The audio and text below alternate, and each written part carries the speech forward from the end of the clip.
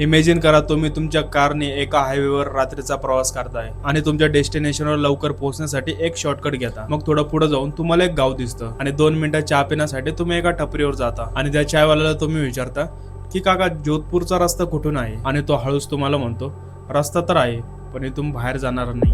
आणि हा सर्व इन्सिडेंट रोहन नावाच्या मुलासंग होतो. आणि आजच्या स्टोरीमध्ये तुम्हाला 3 प्रश्नांचे उत्तर मिळणार आहे. त्या गावात राहणारे लोक कोण होते, गुगल मॅपने रोहनला त्या गावात का नेलं, आणि शेवटी पोलिसांनी असा कोणता पुरावा दाखवला ज्याच्यामुळे रोहनच्या पायाखालची जमीन सरकली. जर तुम्ही पण गुगल मॅपवर विश्वास ठेवत असाल तर ही स्टोरी लास्ट पर्यंत नक्की बघा, कारण पुढच्या वेळी तो मॅप तुम्हालाही चुकीच्या ठिकाणी घेऊन जाऊ शकतो.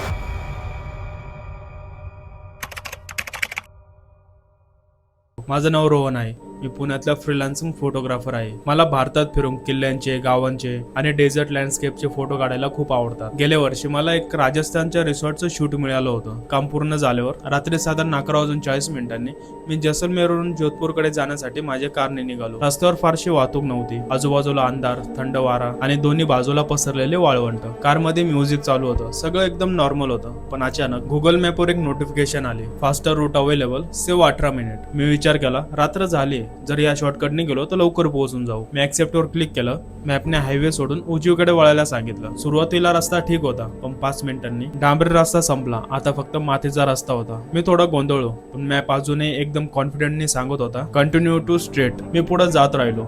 जवळजवळ 10 मिनिटांनी मोबाईलचे नेटवर्क अचानक गायब झालं.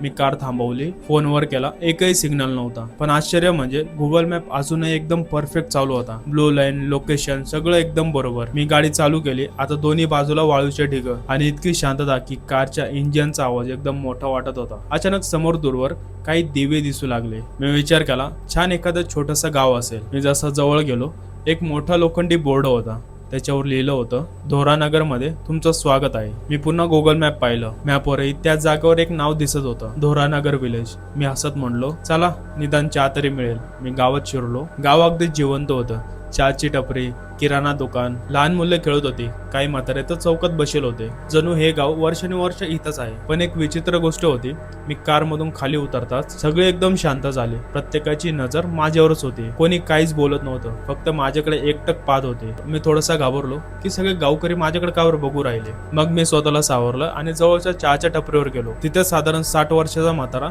चहा बनवत होता.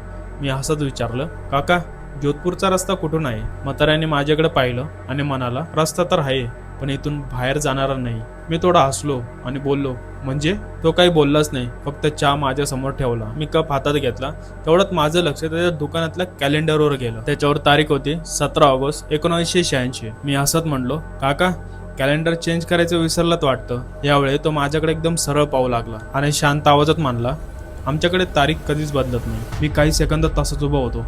तेवढ्यात गुगल मॅपने एक नोटिफिकेशन दिली, you have rich your destination. पण मी तर जोधपूरला जात होतो.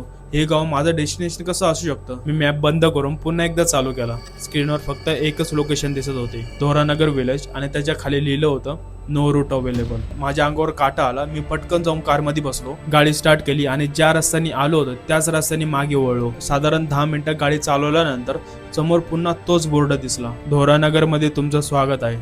मी तेवढा ब्रेक दाबला. हे कसं शक्य आहे. मी त्या गावाच्या बाहेर गेलो होतो पण पुन्हा त्याच गावात कसं का आलो. यावेळी गावातले सगळे लोक रस्त्याच्या कडेला उभे होते आणि प्रत्येक जण माझ्याकडेच पाहत होते.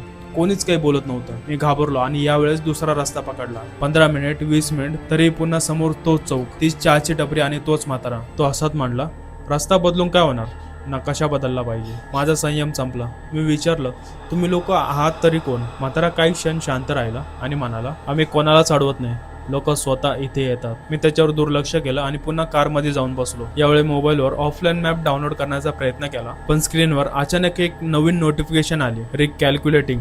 मग एक नवीन रूट दिसला. त्यावर लिहिलं होतं एक्झिट अवेलेबल 1.2 किलोमीटर. मी लगेच ऍक्सिलेटर दाबला आणि समोर सरळ रस्ता होता. दूरवर हायवेचे लाईट्स दिसत होते. मी मनात म्हटलं शेवटी बाहेर पडलो आणि रस्त्याच्या शेवटी पोहोचलो. आणि माझ्या पायाखालची जमीनच सरकली. समोर हायवे नव्हता, फक्त वाळूची एक टेकडी होती. रस्ता तिथेच संपला होता. गुगल मॅप पुन्हा बोलला, यू हॅव अराइव्ड, म्हणजे तुम्ही पोहोचला आहात. तेवढ्यात माझ्या मोबाईलची बॅटरी 100% वरून डायरेक्टली 0% वर झाली. फोन बंद, पूर्ण अंधार. मी कारच्या सीटवर बसून पूर्ण रात्र काढली. सकाळी सूर्याच्या किरणांनी माझे डोळे उघडले. मी गाडीच्या बाहेर आलो आणि बाहेर बघून मी एकदम शॉक झालो. आजूबाजूला कोणतंच गाव नव्हतं. ना चहाचे टपरे, ना दुकान, ना माणसं, फक्त अथांग वाळवंट, म्हणजे सगळीकडे वाळवंट होतं. जणू तिथे कधीच काही नव्हतं. मी कसामासा हायवेवर आलो आणि काही अंतरावर पोलीसची गाडी दिसली. मी त्यांना सगळं गोष्ट सांगितली की रात्री माझ्या संग असं झालं. ते ऐकून ऑफिसर माझ्याकडे काही वेळ शांतपणे पाहत राहिला. मग बोलला, तुम्ही ज्या गावाचं नाव सांगताय असं कोणतंही गाव आज अस्तित्वात नाहीये. मी लगेच प्रूफ दाखवण्यासाठी फोन चार्ज करून गुगल मॅपची हिस्ट्री ओपन केली आणि माझा श्वास थांबला, कारण काल रात्रीचा पूर्ण रूट डिलीट झाला होता. जणू मी तिथे गेलोच नव्हतो. ऑफिसर मला त्यांच्या पोलीस स्टेशन मध्ये घेऊन गेला. त्यांनी कम्प्युटरवर जुने सरकारी नकाशे उघडले. 1986 एक रेकॉर्ड माझ्या समोर ठेवला आणि त्याच्यावर स्पष्ट लिहिलं होतं, धोरानगर. ते बघून माझे डोळे मोठे झाले. ऑफिसर शांत आवाजात म्हणाला, 17 ऑगस्ट 1986 या भागात एक प्रचंड वाळूचा वादळ आला होता. पूर्ण गाव काही मिनिटात वाळूत गाडलं गेलं. एकही माणूस वाचला नाही. माझ्या हातपायचं बळ गेलं. माझ्या डोळ्यासमोर काल रात्रीचा तो म्हातारा, चहाची टपरी आणि ते गाव सगळं डोळ्यासमोर फिरू लागलं. मी थरथरत विचारलं, त्या चहावाल्याचं नाव माहित आहे का? ऑफिसर काही क्षण शांत राहिला. मग जुन्या फाईल मधून एक फोटो काढला आणि माझ्या समोर ठेवला. तोच चेहरा, तोच म्हातारा. ऑफिसर त्या फोटोकडे बोट करत म्हणला, मोहनराम, गावातली शेवटची चहाची टपरी यांचीच होती. मोहनरामच्या फाईलमध्ये लिहिलं होतं, 17 ऑगस्ट 1986, खाली डेथ. त्या घटनेला आज 3 वर्ष झाली. मी आजही गुगल मॅप वापरतो, पण रात्री कधी शॉर्टकट ऍक्सेप्ट करत नाही, कारण त्या रात्रीचा आजही माझ्याकडे एक पुरावा आहे. त्या चहाच्या टपरीवर नकळत काढलेला मी एक फोटो. त्या फोटोमध्ये संपूर्ण गाव दिसतं, पण माझ्याशिवाय एका माणसाची पण सावली नाही.